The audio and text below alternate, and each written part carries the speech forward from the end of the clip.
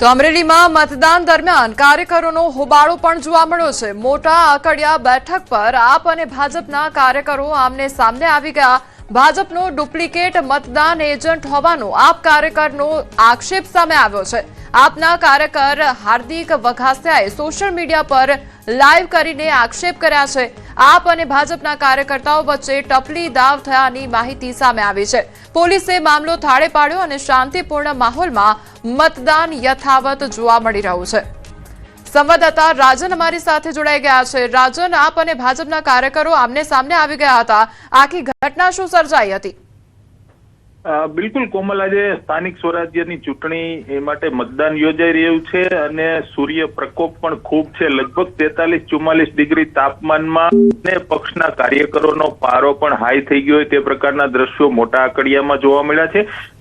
ભાજપ અને આમ આદમી પાર્ટીના કાર્યકરો છે આમને સામને આવી ગયા હોવાના વિડીયો સોશિયલ મીડિયામાં વાયરલ થયા છે। હાર્દિક વઘાસિયા નામના એક વ્યક્તિએ પોતાના સોશિયલ મીડિયા હેન્ડલ પર લાઈવ કરી અને એવો આક્ષેપ કર્યો છે કે ભારતીય જનતા પાર્ટીના ડુપ્લિકેટ મતદાન એજન્ટો મતદાન મથક પર ફરી રહ્યા છે। આ વાતને લઈને તેમણે એક પોલીસ કર્મચારી સાથે પણ જીભાજોડી કરી હતી। ત્યારબાદ મામલો થોડો ઉગ્ર બન્યો અને સામસામે ટપલીદાવ થયા હોવાના પણ સમાચારો મળી રહ્યા છે। એક વિડીયોમાં કોઈ વ્યક્તિ ખુરશી ફેંકી રહ્યો હોય તે પ્રકારના પણ વિડીયો સામે આવ્યા છે। પરંતુ સારી વાત એ છે કે સમગ્ર મામલાને સ્થાનિક પોલીસે થાળે પાડી દીધો છે અને અત્યારે હાલ મોટા આકડિયા બેઠક પર શાંતિપૂર્ણ રીતે મતદાન થઈ રહ્યું છે। કોમલ જી રાજન, અત્યારે કયા પ્રકારની પરિસ્થિતિ છે? મતદારો દ્વારા શાંતિપૂર્ણ માહોલમાં મતદાન કરવામાં આવી રહ્યું છે, કોઈ પણ પ્રકારની અનિચ્છનીય ઘટના હવે ન સર્જાય તેનું શું ધ્યાન રાખવામાં આવી રહ્યું છે? બિલકુલ કોમલ, આ પ્રકારના વિડીયો વાયરલ થવાની સાથે જ અમરેલીથી વધારાની પોલીસ મોટા આકડિયા ખાતે મોકલવામાં આવી હતી અને સમગ્ર પરિસ્થિતિને કંટ્રોલમાં કરી લેવામાં આવી છે। બંને જે પક્ષના કાર્યકરો છે તેમને દૂર કરી દેવામાં આવ્યા છે અને યોગ્ય રીતે અને શાંતિપૂર્ણ માહોલમાં મતદાન થાય તે પ્રકારની વ્યવસ્થા કરવામાં આવી છે।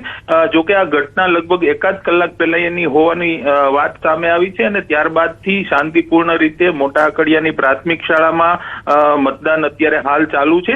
પોલીસનો પૂરતો બંદોબસ્ત છે અને અત્યારે હાલ તડકાનો માહોલ છે, પરંતુ આમ છતાં પણ મતદારોમાં ઉત્સાહ જોવા મળી રહ્યો છે ને મતદાન કરી રહ્યા છે। કોમલ જી રાજન, અત્યારે બપોરનો સમયગાળો છે તેમ છતાં પણ મતદારો મતદાન કરવા માટે આવી રહ્યા છે, શું કોઈ ચર્ચાઓએ વેગ પકડ્યો છે ત્યાં આગળ? બિલકુલ કોમલ, આમ જોવા જાય તો અમરેલી જિલ્લામાં અત્યારે હાલ તાપનો માહોલ છે। 43-44 ડિગ્રી સુધીનું તાપમાન છે, એટલે સ્વાભાવિક રીતે જ મતદારો થોડા મોડા મતદાન મથક સુધી આવે તે પ્રકારની વાત છે। પરંતુ રાજકીય પક્ષો અને જે ઉમેદવારો છે તે મતદારોને પોતાના ઘરથી લાવી અને મતદાન મથક સુધી પહોંચાડવાની મથામણ કરી રહ્યા છે। કોમલ જી રાજન, સમગ્ર માહિતી બદલ આપનો આભાર। બિલકુલ, અને હવે જો બપોરના 2:30 વાગી ગયા છે અને હીટવેવની અસર પણ દેખાઈ રહી છે। મતદારોના મતદાન પર તેની અસર પણ દેખાઈ રહી છે। પાલનપુરમાં 41 ડિગ્રી તાપમાન વચ્ચે એકલ દોકલ પરિવાર મતદાન માટે આવતા નજરે પડ્યા અને બીજી તરફ અહીંયા બ્રેકિંગ ન્યૂઝ આવી રહ્યા છે। જિલ્લા તાલુકા પંચાયતમાં અંદાજે 46.3% મતદાન થયું છે। નગરપાલિકામાં અંદાજે 46.3% મતદાન નોંધાયું છે। તો ગરમીના કારણે બપોરે 1 વાગ્યા પછી મતદાન ધીમું પડ્યું છે। 1 વાગ્યા સુધી સારું મતદાન હતું, પણ 1 વાગ્યા પછી મતદાન ધીમું થયું છે। 7.5 કલાકની અંદર 44% આસપાસ મતદાન થયું છે।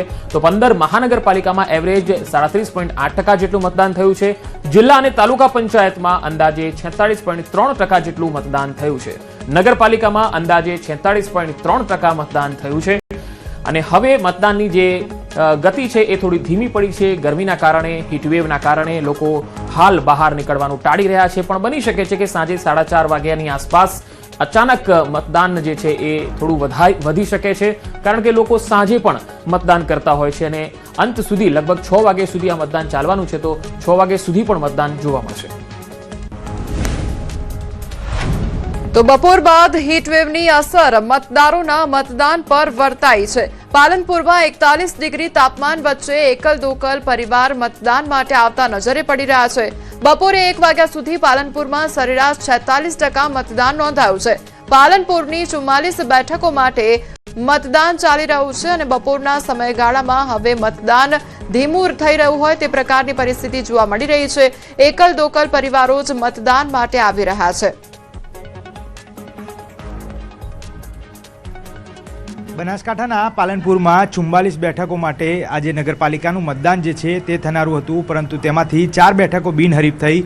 તેના માટે આજે મતદાન થઈ રહ્યું છે. બપોરના 1 વાગ્યા સુધીની વાત કરીએ તો 1 વાગ્યા સુધીમાં લગભગ સરેરાશ 46% મતદાન જે છે તે થયું હતું, પરંતુ ત્યારબાદ બપોરે જે તડકાની અસર જે છે તે જોવા મળેલી છે. ક્યાંક હીટવેવની અસરના કારણે લગભગ નહિવત મતદાતાઓ જે છે તે બહાર નીકળતા હોય તે પ્રકારના દ્રશ્યમાન થઈ રહ્યા છે. એકલ દોકલ લોકો જે છે તે પરિવાર સાથે અહીંયા આવી રહ્યા છે.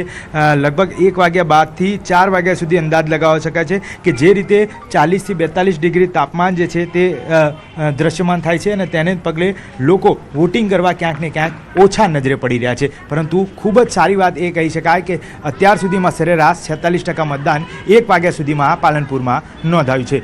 કેમેરામેન શ્રેણિક મહેતા સાથે મૌલિક દામેચા, ન્યૂઝ 18 ગુજરાતી, પાલનપુર, બનાસકાંઠા.